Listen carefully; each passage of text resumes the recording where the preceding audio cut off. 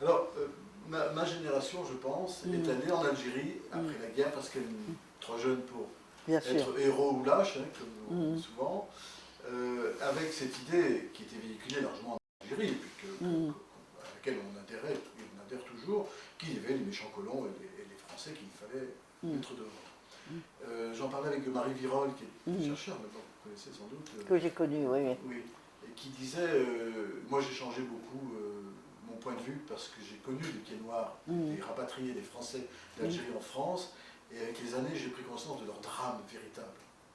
Est-ce que là aussi il y a peut-être de la part des Algériens une main à tendre à nouveau, ou qui doit tendre la main? Tout le monde peut-être, mais est-ce que vous avez vous-même, ayant vécu la fin de la période coloniale là-bas, les luttes fratricides entre Français et Algériens, le sentiment qu'il y a eu non seulement un gâchis, mais qu'il y a des gens qui ont eu un destin terrible en rentrant en France, dans ce qui n'était pas au fond leur pays, même s'ils étaient français.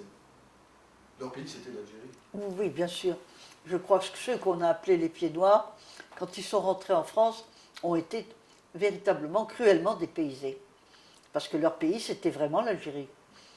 Et en France, ils se sont trouvés dans un pays étranger. Mais maintenant, ils ont quand même pris pied dans ce pays. Maintenant, ils sont quand même chez eux en France. Mais quand ils rencontrent un Algérien d'Algérie, eh bien, il y a des retrouvailles émouvantes. C'est comme j'en ai vu souvent de ces retrouvailles, entraînant. Et je lisais tout récemment, j'ai eu plusieurs lettres extrêmement émouvantes. Tiens, justement, elle était là peut-être tout à l'heure, je voudrais bien vous la faire lire. Et c'est une lettre que m'adresse un jeune homme, un jeune Algérien, et qui fait plein de fautes d'orthographe. Et il me dit, ne vous inquiétez pas des fautes que je fais. Je fais ces fautes depuis le jour où ma mère m'a appris la mort de mon instituteur. J'ai été tellement bouleversée, ça m'a fait un tel choc dans la tête, que d'un seul coup, j'ai oublié tout ce qu'il m'avait appris. J'ai eu beau faire des études ensuite, essayer de réapprendre, tout ce que j'avais appris avec lui s'est trouvé cassé dans ma tête. Et je voudrais vous retrouver cette lettre parce qu'elle est bouleversante. Oui, on regardera tout à l'heure. Et il m'a dit, il disait, donc nous la retrouverons tout à l'heure. Elle est émouvante parce que on sent à quel point l'instituteur et l'enseignement que l'instituteur a donné à l'enfant, il est un substitut du père. Il est il est paternel. Le maître qui vous apprend quelque chose, il participe à la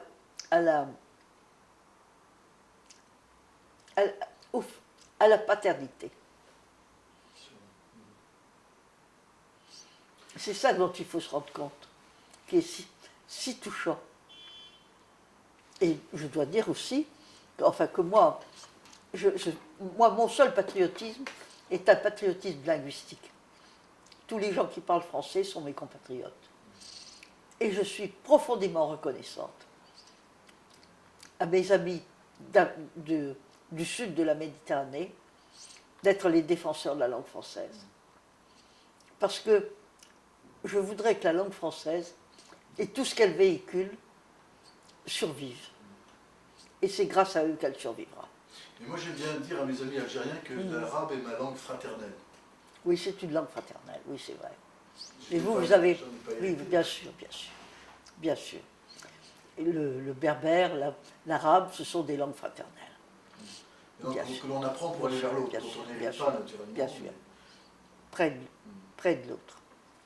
Et qu'est-ce qui fait, selon vous, que peut-être, au-delà des échanges récents, puisque les migrations dans les deux sens, il me semble qu'il y a, de façon plus ancienne, un attachement fort avec l'Algérie.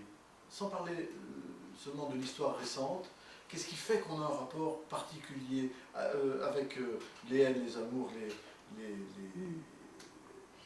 Bien, je vous dirais que le port le plus proche d'Alger, c'est quand même Marseille. Il est certain que ces deux grands ports face à face, ils se regardent. Il est certain que et ce sont deux ports magnifiques. Il est certain que l'arrivée à Alger, c'est quelque chose d'inoubliable, sauf l'arrivée à Marseille. Marseille aussi, c'est un port éblouissant. Ce sont ces deux grands ports méditerranéens, je ne dirais pas les plus beaux, parce que l'Égypte, c'est magnifique aussi. La Tunisie, c'est très beau. Et j'aime aussi beaucoup. Et l'Espagne a été longtemps la patrie de la fraternité méditerranéenne. Il ne faut pas oublier que c'est tout de même en Espagne, et en Espagne musulmane, que les premières grandes fraternités méditerranéennes sont nées, c'est-à-dire aussi bien chrétienté, islam que judaïsme, les trois la main dans la main, à la cour d'un souverain musulman. Est-ce que c'est pas justement pour l'Algérie cette Andalousie récente, puisqu'il y avait à nouveau les chrétiens et les musulmans, bien sûr. Et puis aussi ce côté encore mystérieux peut-être avec l'orientalisme qui ressurgit, mais ce côté mystérieux que conserve encore l'Algérie pour tout le monde, aussi bien pour les Algériens, les jeunes générations, on avait un exemple tout à l'heure. L'Algérie était quand même un mystère à l'époque. L'Algérie était un pays insondable et insondé. Nous avons, à l'époque dont nous parlons, le pays ouvert, c'était le sud de l'Espagne. Ça n'était pas... Et il y avait tout de même aussi un pays éclairé, quelques phares au Maroc. Mais la France et l'Algérie étaient des pays qui étaient à ce moment-là opaques. Oui. Mais paysans. Oui. Mais paysans. Mais est-ce que ce mystère ne subsiste pas encore aujourd'hui pour l'Algérie, pour certaines, non seulement géographiquement, pas géographiquement, mais pour les mentalités? Est-ce qu'il n'y a pas encore... Des zones opaques? Moins en tout cas. Moins. On connaît quand même l'Algérie maintenant. Mais je vais être dans les comportements. Non. Enfin, je ne sais pas, moi je la connais bien. Oui, oui. Mais je pense qu'il y a beaucoup de gens qui la connaissent. Je crois qu'il y a beaucoup de gens qui... Beaucoup. J'ai reçu ici récemment une pied noire, qui est la femme de M. Brodel, qui elle est née en Algérie, est une vraie Algérienne, une vraie pied noire d'Algérie. Et j'ai mis à part dans ma bibliothèque tous les livres de Brodel, qui sont à l'heure actuelle traduits dans toutes les langues du monde. Eh bien, il est certain que il a connu le côté universel de la civilisation méditerranéenne. Et tout ce qu'il a écrit sur cette civilisation, c'est à l'heure actuelle, ça fait autorité, mondialement.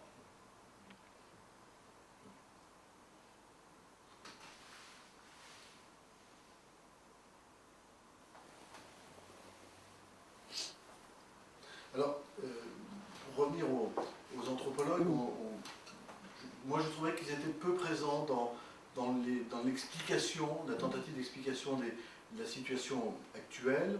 En revanche, quand il s'agit de dénoncer à nouveau la torture, vous êtes alors là, oui, ça je dois dire, la torture est la peine de mort.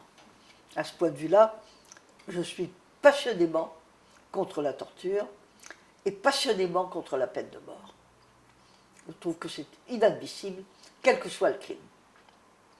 Oui, même parce que, quel que soit le crime, un homme a le droit de pouvoir se repentir. Est-ce que les promesses qui vous avaient été faites, qui étaient vos prises de position anciennes et toutes récentes, à nouveau, lors de l'évocation de la torture en Algérie, Ah bah oui. de la mobilisation. Ah oui, absolument. La torture est un crime abominable. J'ai été contre la torture toujours, du premier au dernier jour, et contre la peine de mort, radicalement. Alors, ce sursis qu'on vous avait promis pendant les événements d'Alger a duré combien de temps avant qu'on ne se remette à guillotiner lors de la bataille d'Alger? Est-ce que vous aviez obtenu quand même quelques promesses? Alors, j'avais obtenu des promesses du général de Gaulle. J'ai obtenu des grâces du général de Gaulle, oui, absolument. Et ce que j'ai fait quand de Gaulle n'était plus au pouvoir, je crois, et je vais vous dire ce que j'ai fait, tout simplement. J'ai fait une Ah oui, il n'était pas encore au pouvoir. C'était avant. Quand tous les gens, quand toutes les Algériens, qui eux m'avaient fait la promesse de ne plus toucher à la population civile, ont été arrêtés, disons, par l'armée de Massu. À ce moment-là, ils ont été remis à la justice régulière. Et la justice régulière allait les juger et évidemment les condamner à mort. Bon. Alors, ce que j'ai fait, c'est d'envoyer une déposition dans laquelle je racontais intégralement ma rencontre avec Yassef et la promesse de Yassef. Et je terminais en disant, quoi qu'il arrive, je viendrai déposer à décharge au procès. À ce moment-là, De Gaulle n'était pas encore au pouvoir, n'était pas revenu au pouvoir. Et ce que craignait le plus l'armée, c'est que De Gaulle revienne au pouvoir. Alors, et parce que De Gaulle était au courant de tout. Pardon, je l'avais mis au courant de tout. Et effectivement, dès qu'il est revenu au pouvoir, la première chose qu'il a faite a été de gracier tous les condamnés à mort. Alors, je fais donc cette déclaration en disant, si on les juge, personne ne m'empêchera de venir déposer à décharge au procès. Du coup, on ne les a pas jugés. Parce que la justice française, elle a quand même de grandes traditions. Ça veut dire qu'elle fonctionne comme elle a toujours fonctionné. C'est-à-dire que quand il y a des témoins qui veulent parler devant un tribunal, personne ne peut les empêcher de témoigner. Donc, les juges militaires ont su que personne ne m'empêcherait de venir témoigner et que, évidemment, ma déposition, c'était la révolution à Alger, c'est-à-dire l'arrivée le 13 mai. Or, tout ce qui craignait, c'était le 13 mai. Effectivement, le 13 mai est arrivé entre-temps. Ce qu'on a appelé le 13 mai, c'est-à-dire l'explosion qui a amené De Gaulle au pouvoir. Alors,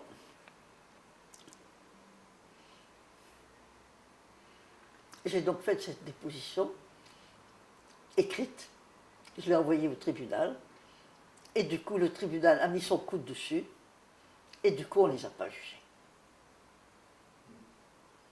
Parce que si on les jugeait, c'était le 13 mai. Je venais déposer, c'était le 13 mai. Alors, entre-temps, le 13 mai est arrivé quand même. Et alors, le lendemain, on les a jugés.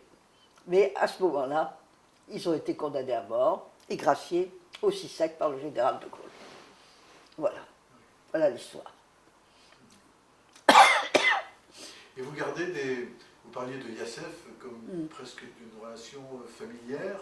Familière, non, je ne l'ai pas revu depuis. Vous l'avez pas revu? Je l'ai revu une fois. J'ai gardé plus ou moins avec, oui, un qui s'appelle Ali, qui est le jeune homme que j'ai suivi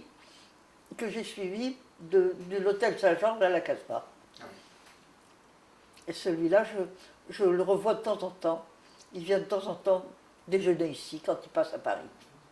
Il m'envoie des cartes postales quand il va ou à visiter ses enfants aux États-Unis ou au Canada. Mais oui, je le vois quelquefois, oui.